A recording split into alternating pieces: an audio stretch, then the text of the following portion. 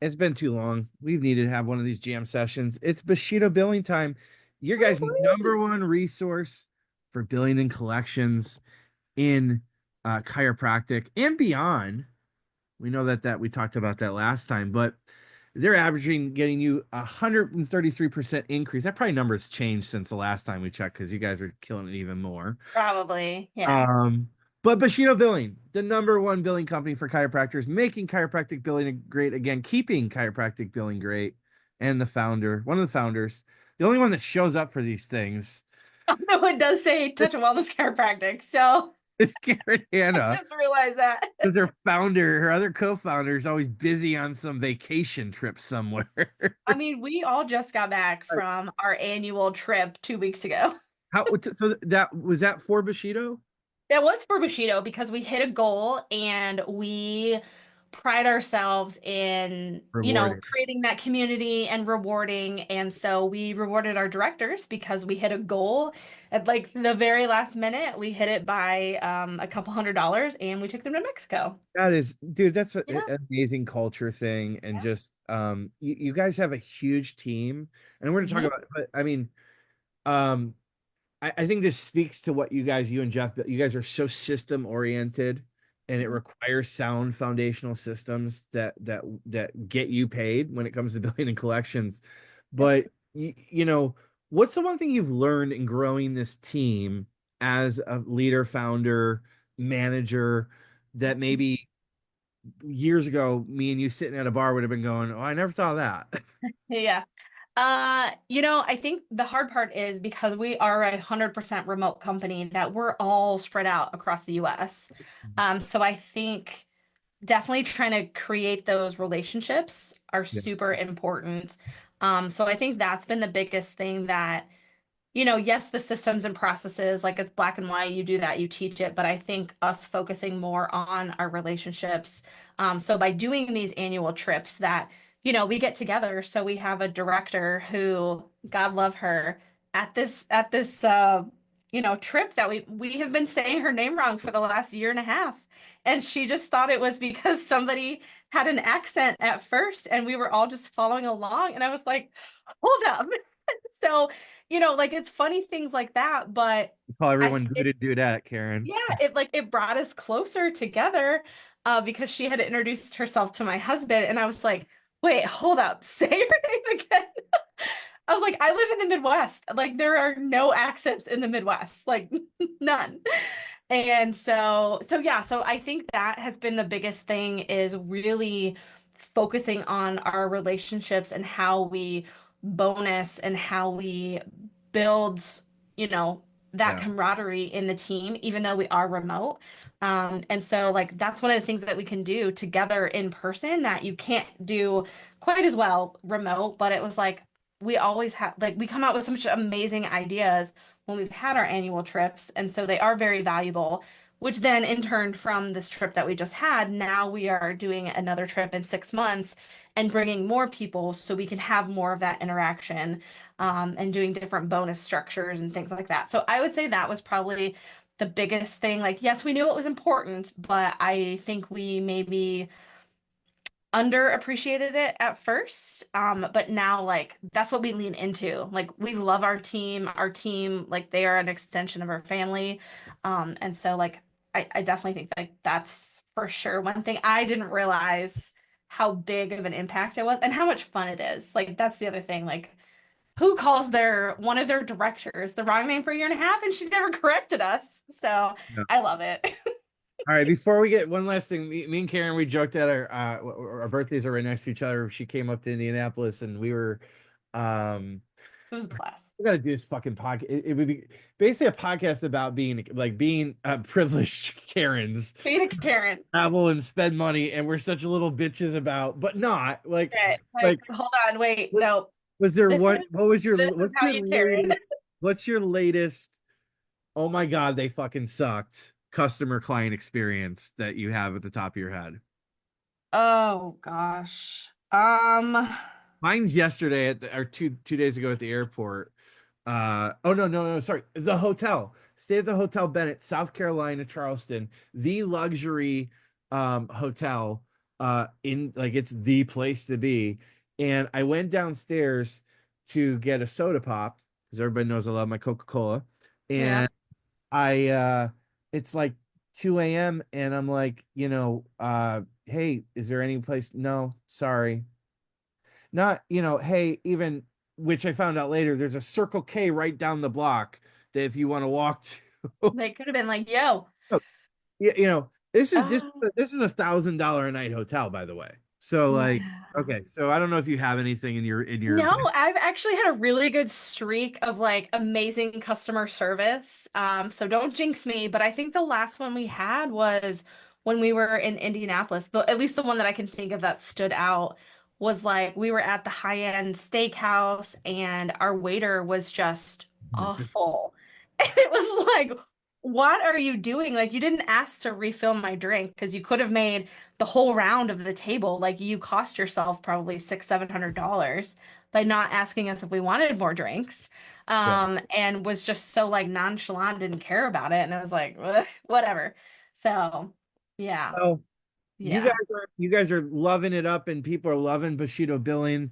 Let's get yes, right. I asked to do this jam session because I thought I found like all these cool like changes in billing. And I sent it over to Karen's team, and they're like, "Yeah, not so much, buddy. But there is something. What is the number one biggest change for 2025 and coming up that chiropractic yeah. should be aware of?" Yeah, so UHC at the beginning, I guess it was the end of the year, had said, "Ooh, you no longer have to do pre-authorizations." People were so excited. And then all these people started to get denials and they weren't getting paid because UHC had said you don't have to do a pre-authorization for the first 12 visits. Okay. But in truth, you actually do. And so a lot of these chiropractors were super excited, but now they haven't been getting paid. So tons of denials for no prior authorizations and all that. So that really was like the biggest change is that UHC still sucks Yeah. for all of that.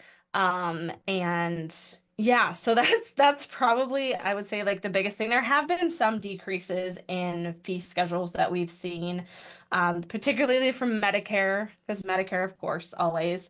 But why that happens is because they're trying to do different budget cuts here or there, or they're trying to expand and it has to come from somewhere. And so usually because, the medical community really hates chiropractors, they pull that away from chiropractic. So that's really the reason why fee schedules get decreased Yeah. is because they have to take it from somewhere to, let this new thing come around or this new drug. And so it pulls away from that. So it's not really cutting anything else. Got it. It's Okay. stupid. Yeah. Now, Yeah. related to that, you've been in the game now for a couple of years. You've been on the inside where what sparked you and fired you, the best entrepreneur stories with chip on your shoulders when you're like, hey, we can do this better. These other companies are effing it up. Um, what has changed over the last couple of years that chiropractors in the industry should know about when it relates to billing itself, just overall? How's chiropractic billing evolved over the last few years? What's changed?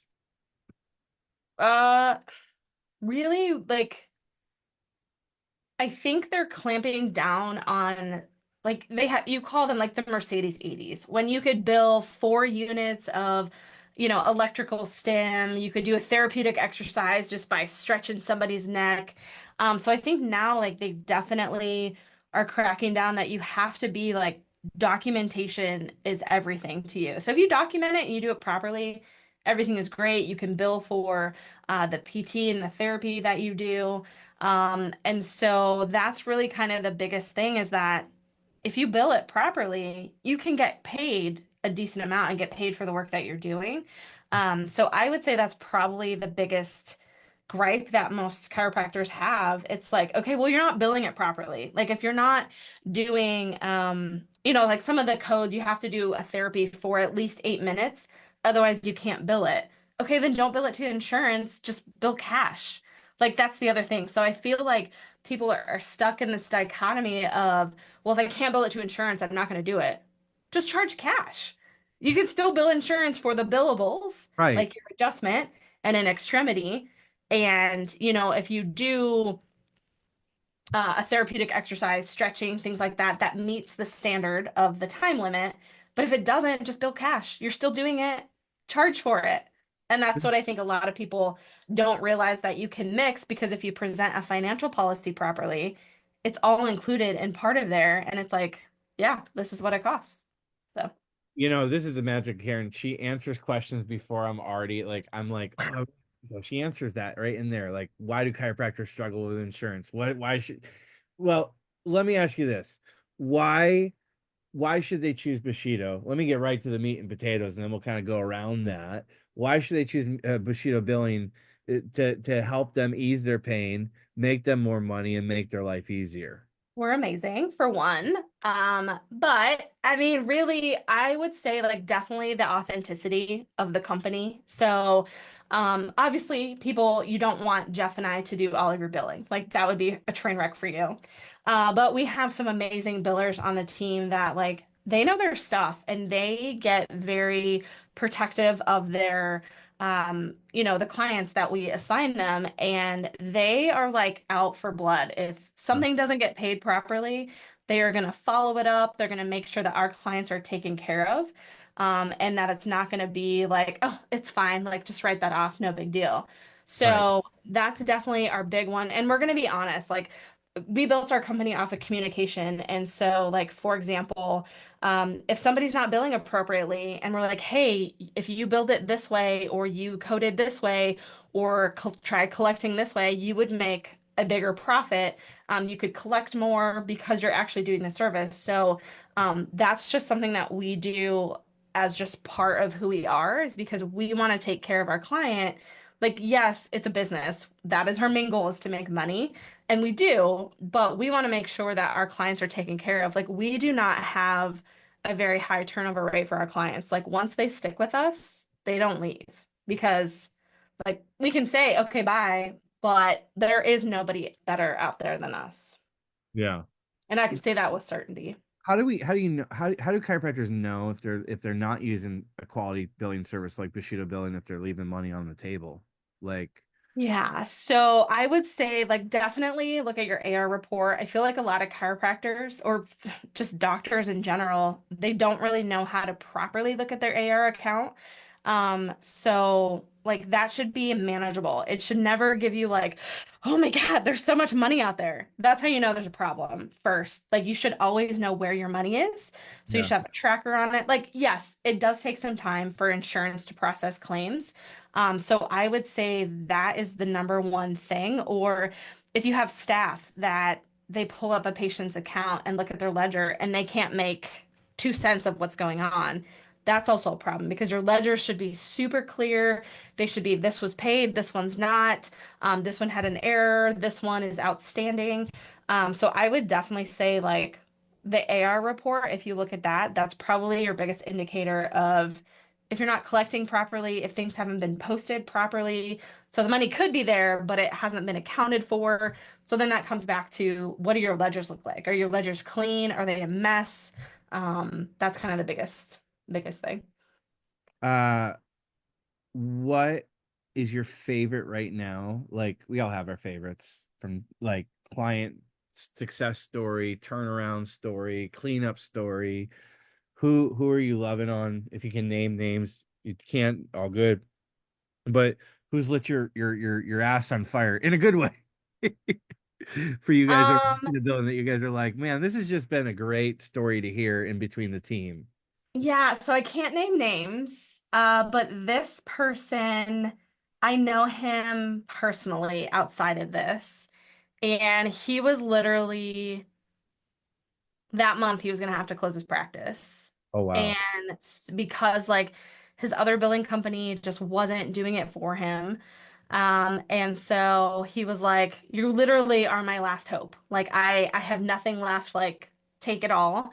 And so we assigned we assigned the entire team basically was like, we've got to go through his AR. Like that is his number one thing we have to do to get him money, to get him cash flow so he can still be open. And so with him, I think like we literally saved his practice. And he's told us this, like that, had we not done that, he wouldn't have had, like, I think we found him an extra 40 to 60,000 within 6 to 8 weeks that his other billing company just left. And they were like, meh, nothing we can do.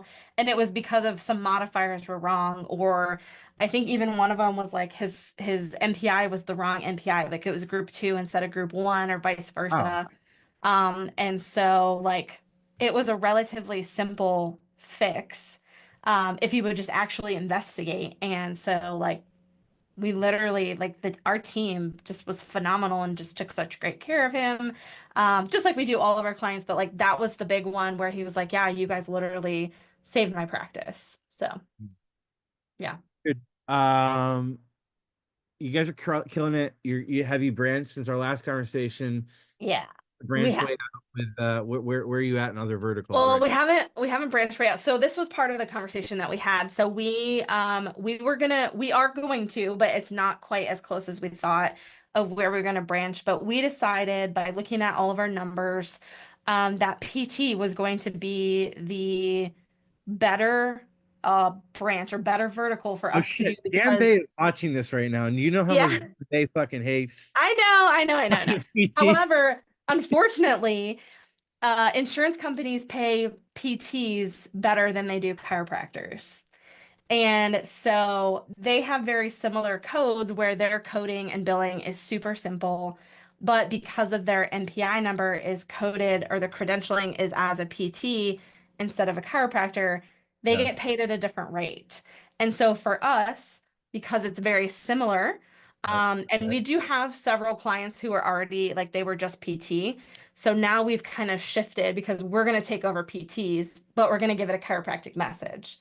So that's how we're going to kind of get in there. It's like, yeah, Love it. we will bill it, but we're chiropractors and we started with chiropractors, and that's how we're going to nice blend it I over. brought that question up because I think it's important for chiropractors to understand that the insights that you guys have, just like what you just shared, is so vital to the growth of the profession Mhm. and the growth of their practice. Last stupid question, I'm gonna Super call it a stupid stupid. question, is when is it ever a really good idea for a chiropractor to do their own billing? Yes and no. So we get this question all the time. Like, why would I hire a third party biller? So, one, if you can't keep up with your billing, you need to outsource it. Two, if it gives you like a visceral reaction of like, oh, I hate billing, let us do it. I Yeah, have a full team full of 25 people or more actually who love billing. Like they're super passionate about it. It's disgustingly great. But that's what they love to do. So, um, I would say like those definitely for sure. I would also say if you're getting a lot of patients that are really disgruntled about what they owe and it's never clear or anything, that to me tells me there's a back end problem with billing.